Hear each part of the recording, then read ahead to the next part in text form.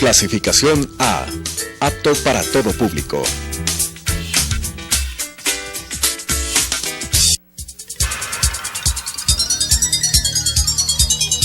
Las opiniones vertidas en este espacio por la producción y dirección del programa son de exclusiva responsabilidad de sus autores y de quienes intervienen en ellos.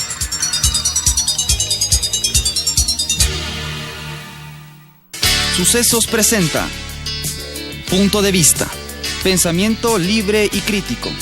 Día a día buscaremos diferentes visiones para la comprensión de la realidad del tercer milenio. Punto de Vista, un espacio que une noticia, análisis y opinión. Bienvenidos.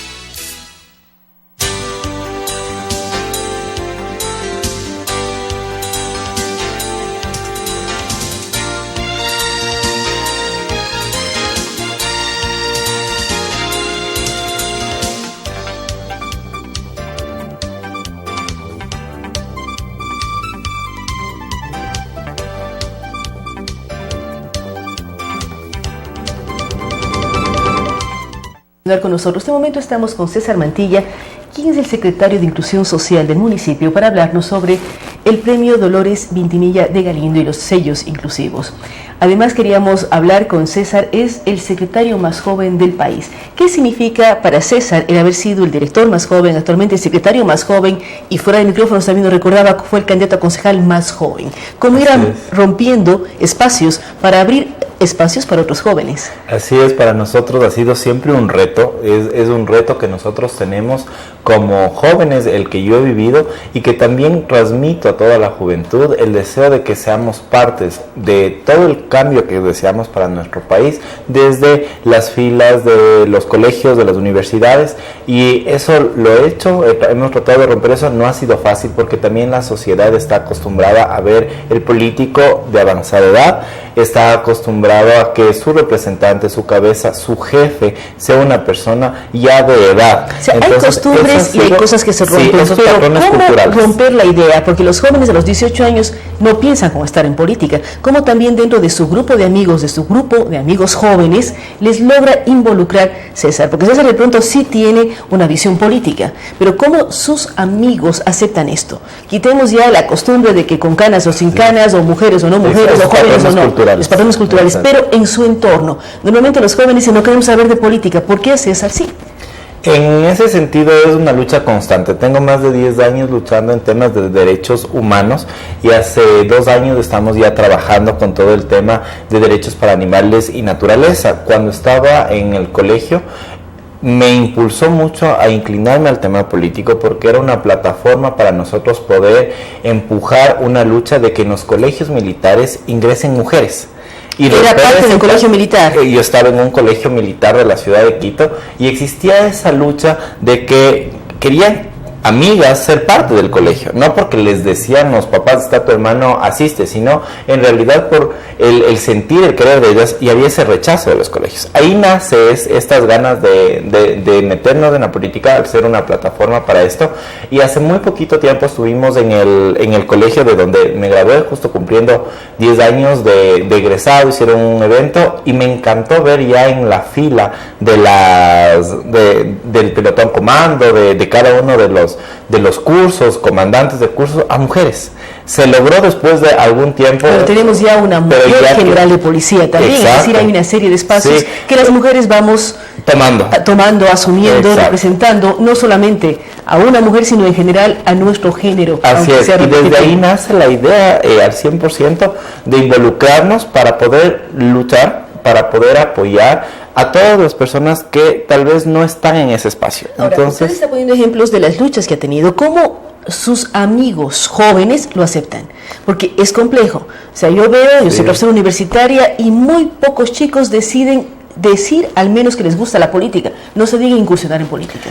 Sentir el apoyo de ellos siempre fue un tema de tener a un grupo de amigos ahí atrás. Cuando hacía yo la campaña para la Concejalía de Quito estaban siempre ahí, desde un tema de un apoyo, pero no se insertaban completamente, porque hay ese rechazo, como usted dice, del joven a la política. Entonces ellos eran, bueno, en palabras coloquiales, te acolitamos, loco, vamos contigo, pero no nos interesa quién va a hablar ese día. Entonces, el lograr eso sí ha costado, y la suerte que tengo es que gran parte del equipo de trabajo con el que cuento hoy en la Secretaría fueron compañeros míos de ese entonces, que estuvieron ahí pendientes y han seguido todo este proceso también conmigo. Y se han ido involucrando sobre las necesidades de la ciudad de Quito, en este caso, y en este momento César está como director de inclusión. ¿En qué consisten los premios que en este momento están ustedes promoviendo? Los premios Dolores Vintimilla de Galindo, sellos y premios a la inclusión, están convocando precisamente a que se postulen jóvenes. Es en realidad maravilloso porque se han incluido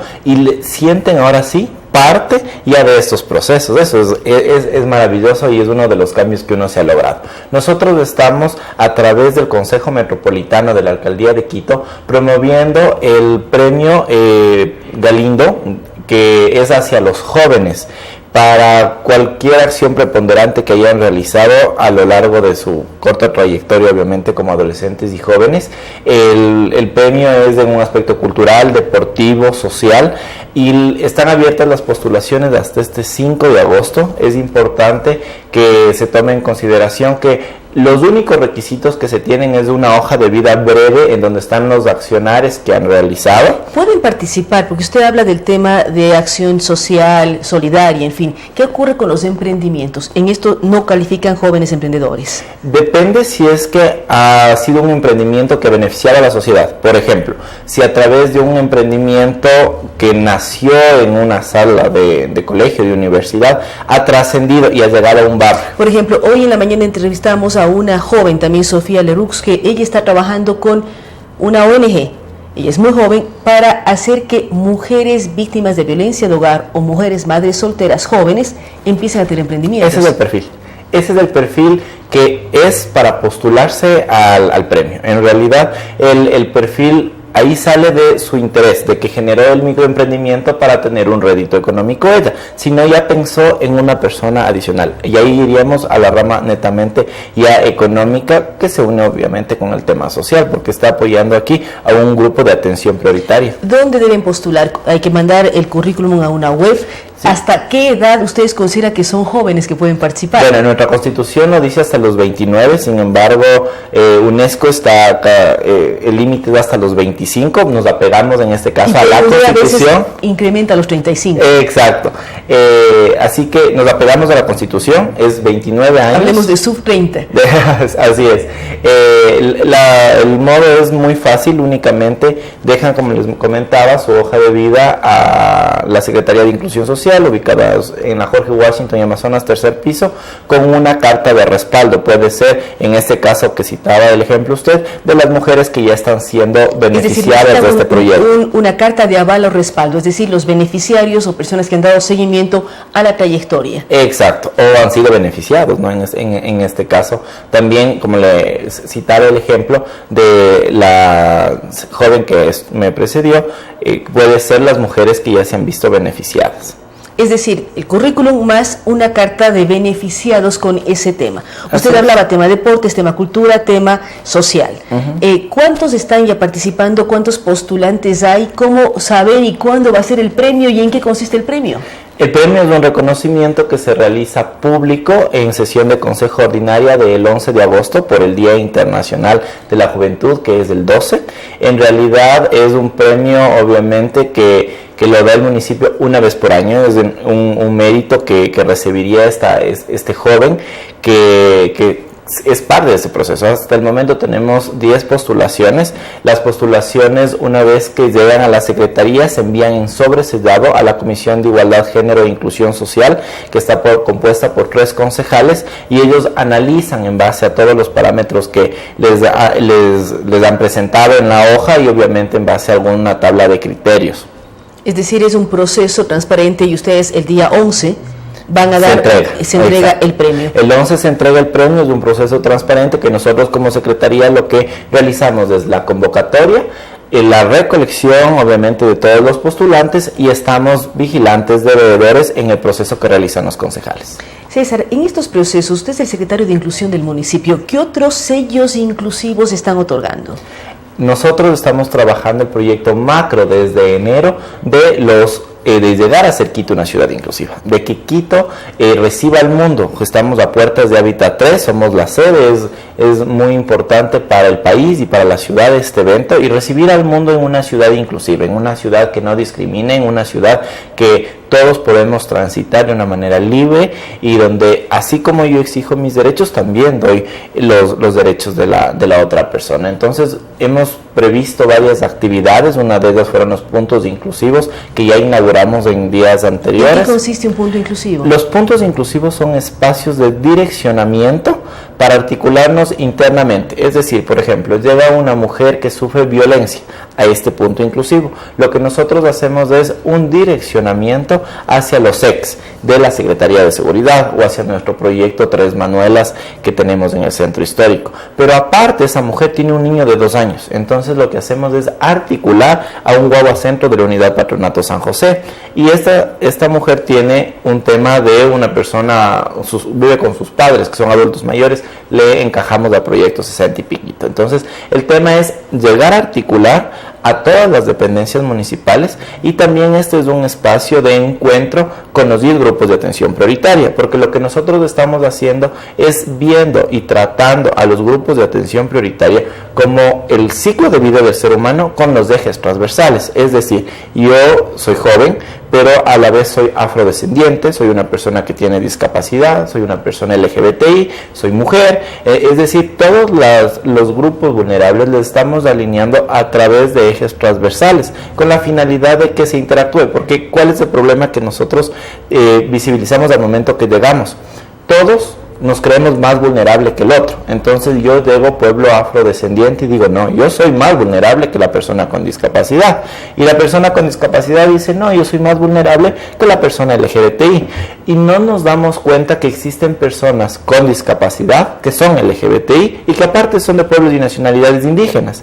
Entonces, en estos puntos, lo que hemos logrado hacer es que se articulen todos, que trabajemos en conjunto por una ciudad inclusiva. ¿Cómo buscar esto de la ciudad inclusiva? Usted pone ejemplos que nadie es inferior o que no se sienta menos, con menos posibilidades que otro.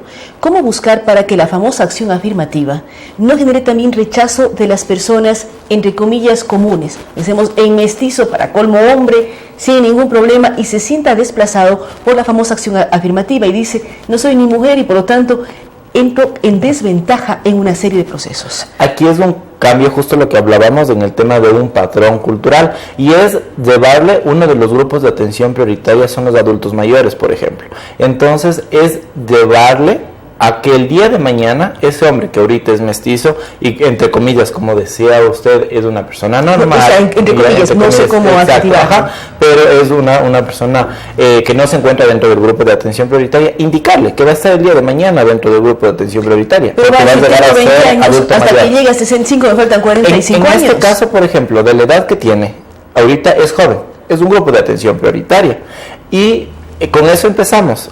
Tenemos los jóvenes ese rechazo a que, en mi caso, por ejemplo, personal de carrera, doy un ejemplo que menos mal no me pasó, pero pudo haber pasado, personal de carrera que está a punto de jubilarse y llega a la cabeza de la secretaría, una persona que está con la mitad de edad mía. Entonces imagínense, ¿cómo él me va a dar directrices si yo ya estoy por jubilarme, ya sé todo? Entonces el joven también es un grupo de atención prioritaria y vulnerable, obviamente. Entonces la idea es que en algún momento de nuestra vida o pasamos por uno de los grupos de atención prioritaria o vamos a llegar a un grupo de atención prioritaria, y es de esa manera en cómo nosotros hemos llegado, y ahí nace la siguiente parte, que son los sellos inclusivos. En este caso nosotros con los sellos inclusivos lo que hacemos es tomarnos más allá del espacio público, porque con el espacio público lo podemos hacer a través de las ordenanzas que ya se mantienen para cada grupo de atención prioritaria, que ya se tienen, y existe una ordenanza en donde permite un tema de no discriminación en el espacio público, pero ir más allá, al espacio privado, a las dependencias municipales, a todos los establecimientos privados, en donde también se tiene un tema de Hay que discriminación. trabajar, lo que ustedes dicen, Quito debe ser una ciudad incluyente, inclusiva, Exacto. abierta a todos los sectores y en la cual todos podamos convivir sabiendo que tenemos derechos, pero conociendo los derechos de los demás. Así Eso es. es el punto clave, el aprender los derechos de los demás y dónde termina la decisión absolutamente mía para no molestar a los otros. Así Son es. una serie de elementos. Queremos agradecer, amigos de Telesuceso y Radio Sucesos, a César Mantilla. Recordamos que es el secretario de Inclusión Social del municipio. Él ha hablado de los puntos inclusivos, ha hablado de una serie de normativas que el Distrito Metropolitano está tomando muy en cuenta para convertir a Quito en una ciudad inclusiva. Y también sobre los premios Dolores Ventimilla de Galindo. Recordar que está abierta la postulación para jóvenes de hasta 29 años que han demostrado su trabajo, su trayectoria, pese a ser muy jóvenes en temas culturales, deportivos, que apunten al tema social, pueden entregar sus currículums, además con una carta que avale su trabajo en la Secretaría de Inclusión. Así es que muchísimas gracias a César Mantilla. Vamos a una pausa, luego de la cual estaremos dialogando con el asambleísta de Alianza País, Víctor Medina. Hacemos una pausa y continuamos con Punto de Vista.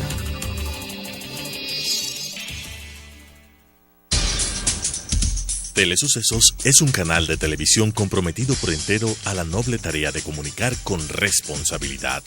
Somos un medio de comunicación que educa, informa y entretiene con una probada ética profesional.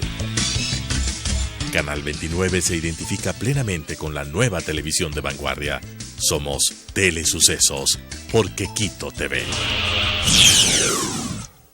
Si está interesado en participar de forma gratuita en el programa Mi Música, contáctenos al 246-8427, 096 96 17 136, 0999 440 113 o escríbanos al correo electrónico elizabeth-consuegra@yahoo.com.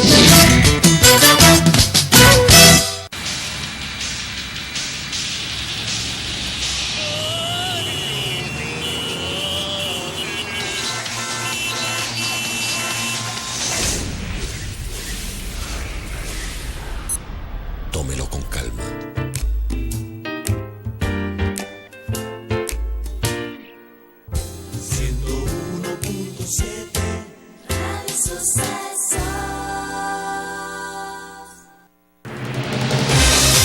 ¿Sabía usted que el 31 de diciembre de 2016 toda la televisión de las ciudades de Quito y Guayaquil deberá estar en el formato digital? Pero no se preocupe, Telesucesos ya es digital. Sintonícenos en el 29.1 HD, la televisión que usted merece.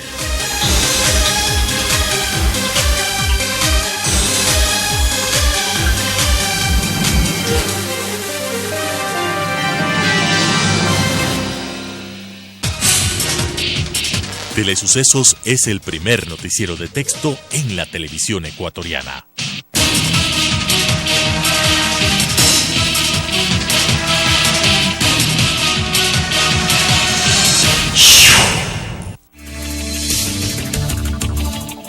Con estas ideas y opiniones, regresamos con Punto de Vista.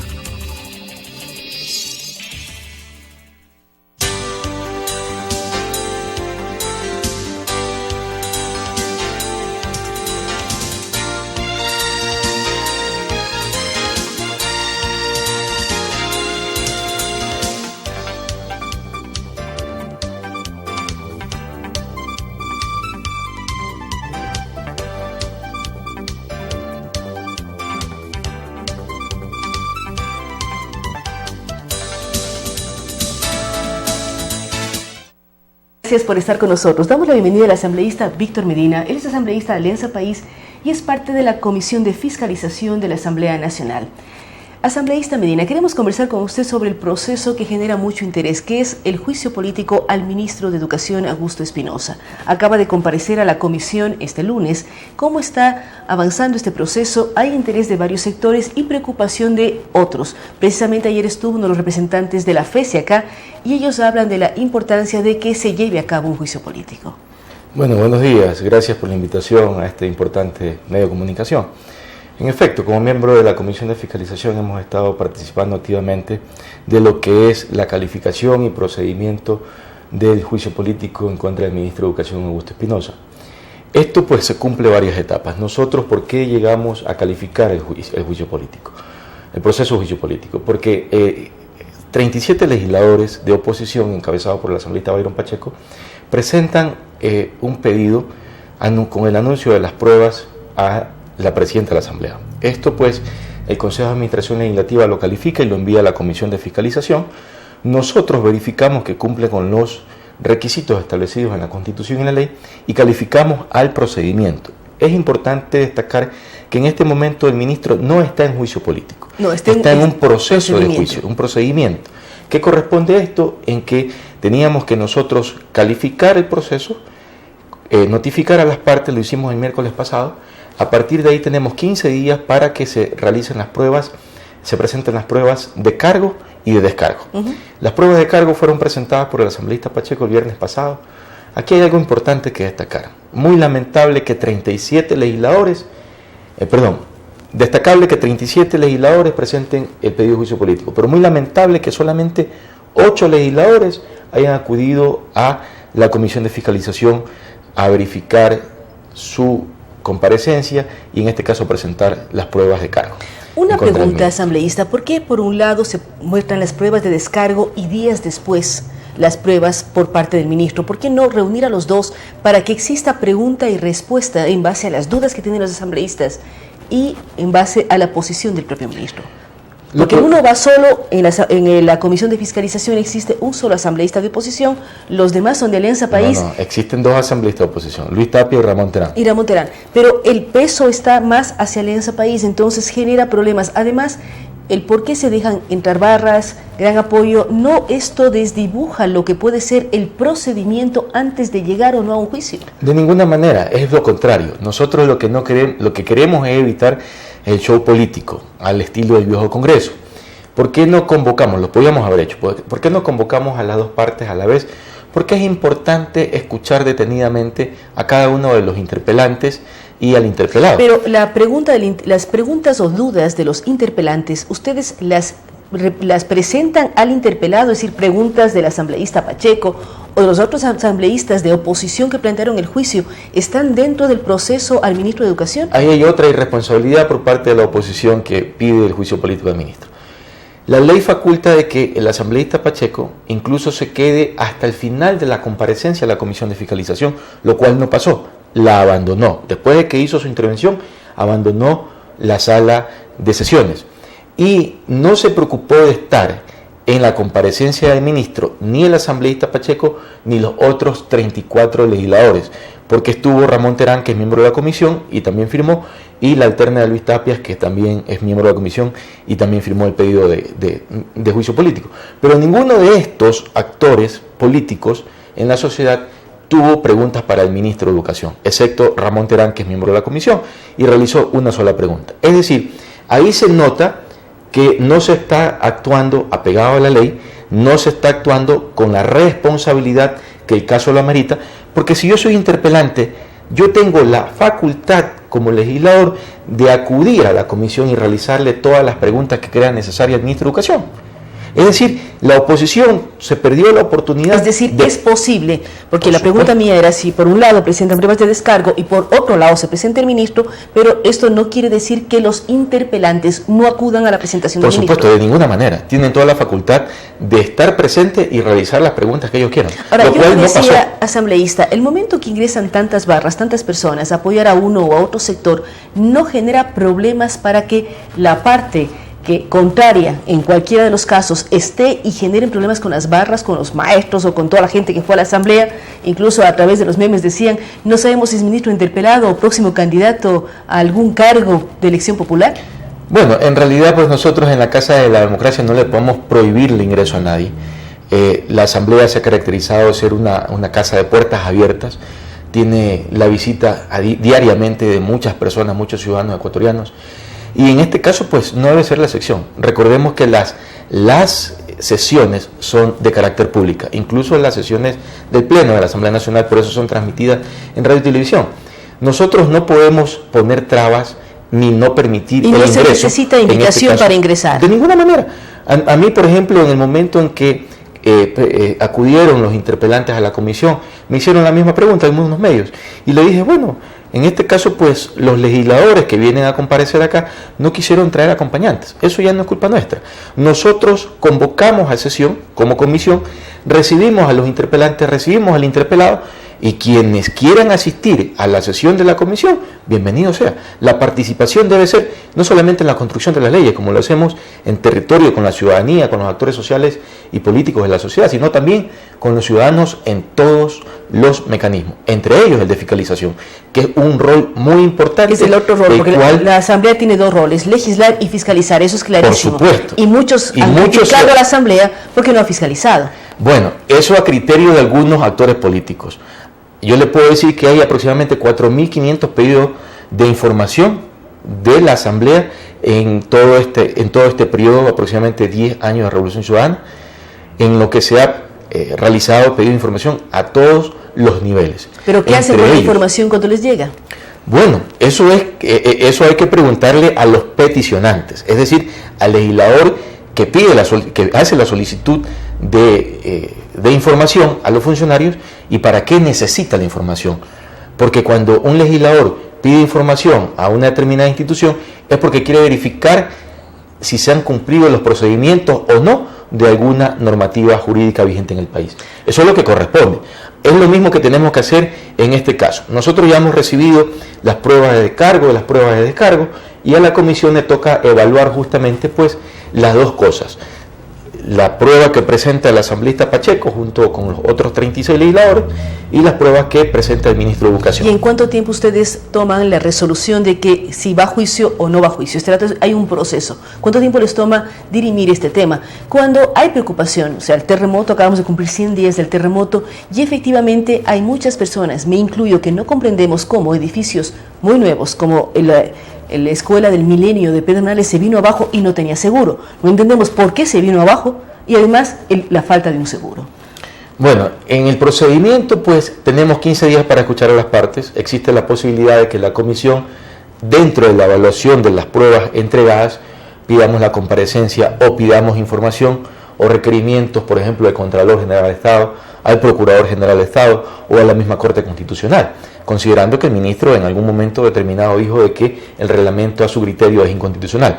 Nosotros no damos dictamen de constitucionalidad sobre una norma jurídica. Y un ministro tampoco puede comentar el tema. Bueno, lo puede comentar, pero no lo puede afirmar, aseverar y menos pues no cumplir en este caso. Eso es lo que tenemos que evaluar y para eso tenemos hasta el 4 de agosto que se vence el término para en este caso pues escuchar o recoger la información pertinente. A partir de ahí la comisión tiene 5 días para elaborar el informe muy motivado, hasta con 5 días de prórroga, es decir, 10 días más, para poder realizar el informe, que de manera motivada tendrá que recomendar, de acuerdo a la ley, o el archivo. ¿Informe muy motivado o de manera motivada? ¿Es la terminología que se utiliza dentro de la...? No, es lo que establece la normativa jurídica, es lo que establece la Ley Orgánica de la Función Legislativa y toda la normativa en procedimientos administrativos y de justicia ordinaria.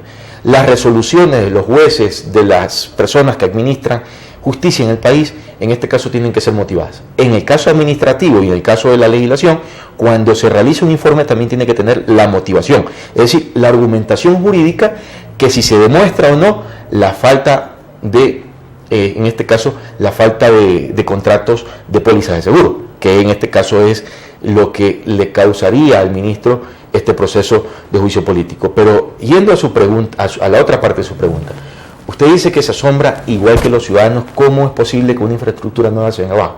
Bueno, los cálculos del terremoto, son impredecibles. La naturaleza, pues no podemos nosotros controlar la magnitud de una devastación producto de un terremoto. Recordemos de que no solamente se cayó la Escuela del Milenio en Pedernales, Pedernales vino abajo. Yo he estado varias veces en Pedernales. Por supuesto, yo también he estado. Pedernales prácticamente desapareció y eso es muy lamentable y muy doloroso por las pérdidas, las víctimas que se perdieron ahí, hermanos ecuatorianos que se perdieron la vida y perdieron todo prácticamente. Y bueno, una construcción que más allá de que cumpla con los estándares de calidad en construcción, no puede ser la excepción, porque El epicentro fue ahí justamente y fue muy fuerte. Producto de eso se ve en el territorio la fuerza del terremoto y las causas del terremoto. Imagínense que siendo Pedernales el epicentro, hubo consecuencias hasta en Manta. La zona de Tarqui es otra zona muy devastada, donde hubieron y uno ve muchas a lo afectaciones. largo de toda la provincia de Manabí y también de Esmeraldas muchísima afectación. Usted menciona Manta, Puerto Viejo, podemos hablar de Calceta, de Choni. O sea, toda la provincia se vio afectada. El epicentro efectivamente fue Pedernales. ¿Qué ocurre también con el otro pedido que existe de fundamentalmente asambleístas de Creo, de analizar cómo se están invirtiendo o gastando los fondos de la ley solidaria, de este impuesto que estamos pagando todos los ecuatorianos para ayudar a Manabí? ¿Cómo analizar este tema dentro de la propia Comisión de Fiscalización? Bueno, entiendo que los asambleístas de Creo, o el asambleísta de Creo, Diego Salgado, tengo entendido, que presentó un pedido justamente para que la Contraloría haga un examen especial a las cuentas y la administración de los recursos, lo cual me parece bien. Es la facultad de un legislador de poder realizar ese pedido. Me parece muy bien. Nosotros en la ley hemos facultado para que se cree una subcuenta en las cuentas del Tesoro. Recordemos que la cuenta del Tesoro una cuenta es específica única, con esos fondos. Por supuesto. Pero esos 120 millones, hasta donde conocemos, aún no tenemos la respuesta del Ejecutivo. El presidente de la Comisión de Desarrollo Económico, Virgilio Hernández, pidió también a la presidenta de la Asamblea, así como al ministro de Finanzas, que emita todo un informe pertinente sobre los movimientos de las cuentas y las inversiones que se están realizando. ¿Qué sucede? Estos dineros que son recogidos en la subcuenta y luego, posterior, son cancelados algunos proveedores, en efecto. Pero recordemos de que Manabí y Esmeralda tienen siendo atendidas 100 días. Ayer se cumplieron 100 días.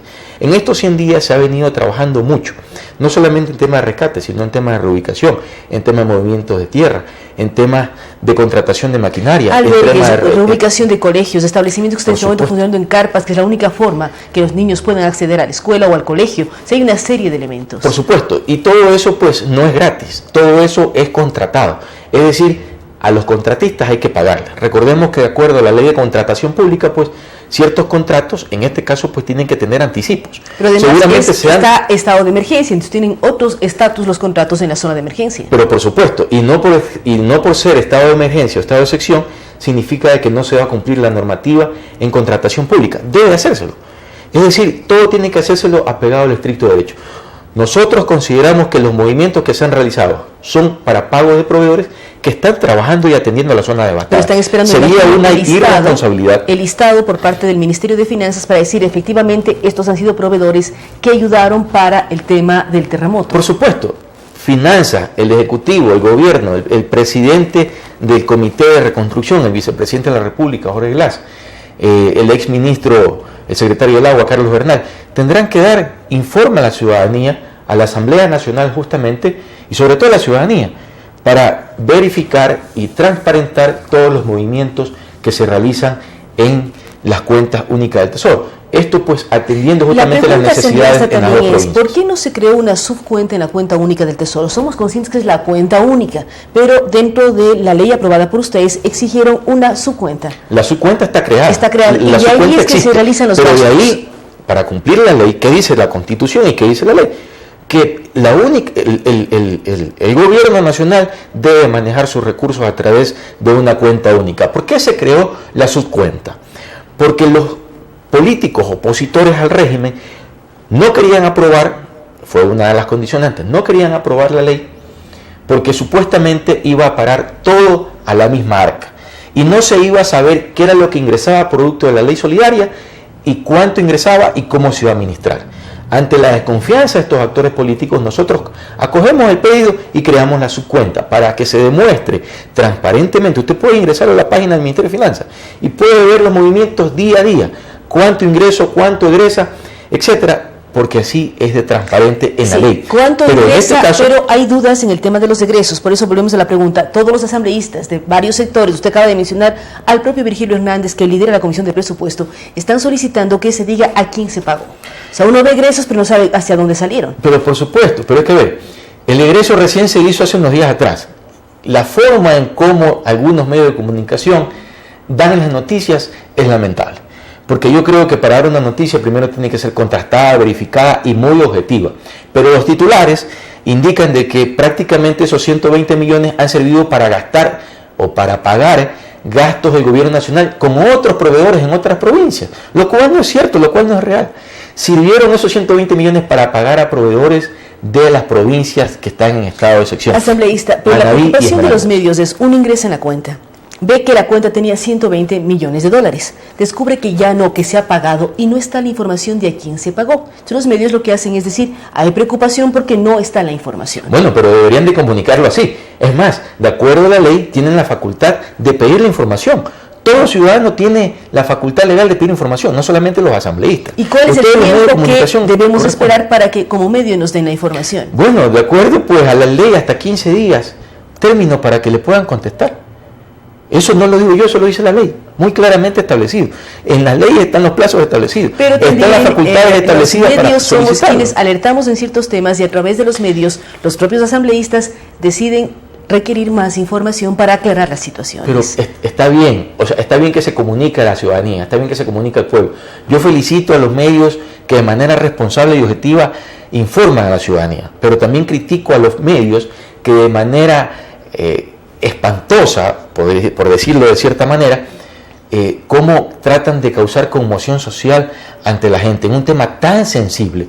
Manabí y Esmeralda necesita mucha atención. Y necesita ayuda permanente. Hemos venido diciendo, estamos trabajando en ello. No se puede ser tan irresponsable desde un medio de comunicación sacando titulares de prensa que puedan causar conmoción. Yo creo que algo eficaz, algo eficiente que le haría bien no solamente a los manavitas y a los esmeraldeños, sino a toda la sociedad, es tratar con la sensibilidad que se merece el caso. Piden la información que requieran, están abiertos. Nosotros vamos a pedir, vamos a ser celosos guardianes del manejo de los recursos, no porque no creamos en el gobierno. Nosotros confiamos perfectamente que las finanzas han sido bien manejadas en este gobierno y sobre todo van a ser muy bien manejadas en el tema de los recursos que se están recaudando en la ley solidaria para la inversión en esta provincia. Pero es importante que aunque los medios no pidamos, el Gobierno Nacional dé la información. Hablamos del Comité de Emergencia liderado por el propio vicepresidente, es decir, que digan, hemos recibido tanto por la ley solidaria, tanto de ayuda de países amigos, llegaron tantas toneladas de alimentos, medicamentos, y saber cómo han sido distribuidos. Pensamos que es hora de transparentar información, más aún en un año previo a elecciones, para evitar que exista malas interpretaciones por falta de información. Pero por supuesto, imagínese usted si nosotros, al gobierno de la Revolución Ciudadana tanto se lo ha criticado por gastar tanto dinero en espacios de comunicación, en enlaces ciudadanos, en cadenas nacionales, etcétera, etcétera. Entonces, yo creo que la transparentación tiene que ser de manera integral. Entonces, de acuerdo al mismo principio, podríamos decir al Ministerio de Finanzas, díganos a los ecuatorianos de manera integral cómo se pagan a todos los proveedores. Que en su web toda la información. Hay una serie de elementos ahora que no necesariamente significa incurrir en nuevos gastos cuando necesitamos esos fondos para el propio terremoto. Por supuesto, y me alegra que usted lo diga.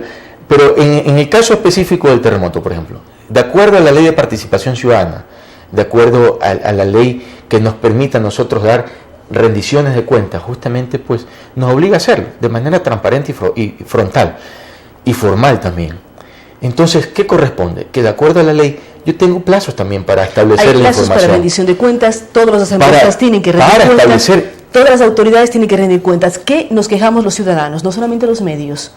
Ustedes pueden hacer rendiciones de cuentas a través de la web sin entrar en gastos, pero a veces uno visita rendiciones de cuentas en donde se le entregan preciosos libros que le cuesta al Estado publicarlos. O sea, hay una serie de análisis que sería muy interesante que los hagan al interior de la Yo me refiero a la rendición de cuentas de estos gastos, porque por ejemplo no es posible que primero yo suba a la web a quién le voy a pagar o a cuántos le voy a pagar y los montos a quienes les voy a pagar y después pagarlo. Porque imagínense que de pronto, de acuerdo a la ley, al contrato establecido, probablemente me pueda traer también consecuencias negativas. Pero hay una serie de análisis de información. Usted puede publicar, decir, vamos a pagar tanto a proveedores de carpas, como ejemplo, tanto a proveedores de alimentación, sin poner a quién y cómo, pero todo el mundo sabe que va para la zona. No, pero es que a ver, seamos realistas, si el Ministerio de Finanzas hace eso, seguramente pues ahí va a venir el otro pero ¿por qué no detalla? ¿Pero por qué no pone montos? O sea, es que siempre va a haber un pero a la cual pues algún ciudadano, algún legislador no le va a satisfacer la información que requiere. Pero estamos dispuestos a transparentar todo, absolutamente todo. Nos alegra muchísimo. Cuando nosotros tengamos en la Asamblea Nacional la información pertinente, yo puedo venir acá a este mismo espacio a demostrar con la documentación pertinente. O en este caso, le puedo enviar a ustedes documentadamente la información que requieran. El espacio está abierto para tener la información. Queremos agradecer su presencia. Hemos hablado tanto del juicio político como de la transparentación de la inversión de los fondos obtenidos por la ley solidaria. Antes de terminar, vamos a terminar el espacio. ¿Cuál es el pronóstico para el día de hoy? Sabemos que es barcelonista, pero el país entero está pendiente de lo que pasa en Colombia con el Independiente del Valle. Bueno, hoy yo soy ecuatoriano y apoyo al Independiente. Mi equipo ganó pues justamente la primera etapa del torneo del Campeonato Nacional. En este caso, pues toda la mejor de la suerte al Independiente. Independiente hoy es Ecuador, el mayor de los éxitos, y mi pronóstico es 2-1, ganamos justamente pues en Colombia. Y esperamos traernos la Copa a casa, la Copa de la Copa Libertadores de América. Destacando que es el tercer equipo que entra a una final de Copa Libertadores. El primero de entrar fue Barcelona. Así es. En el siglo pasado.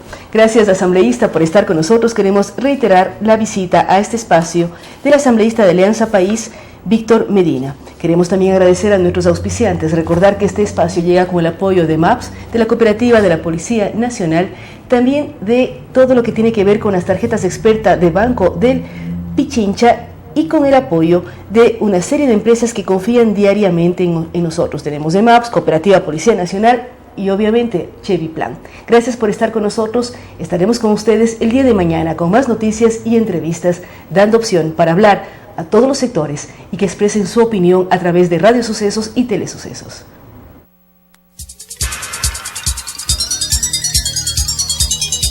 Las opiniones vertidas en este espacio por la producción y dirección del programa son de exclusiva responsabilidad de sus autores y de quienes intervienen en ellos.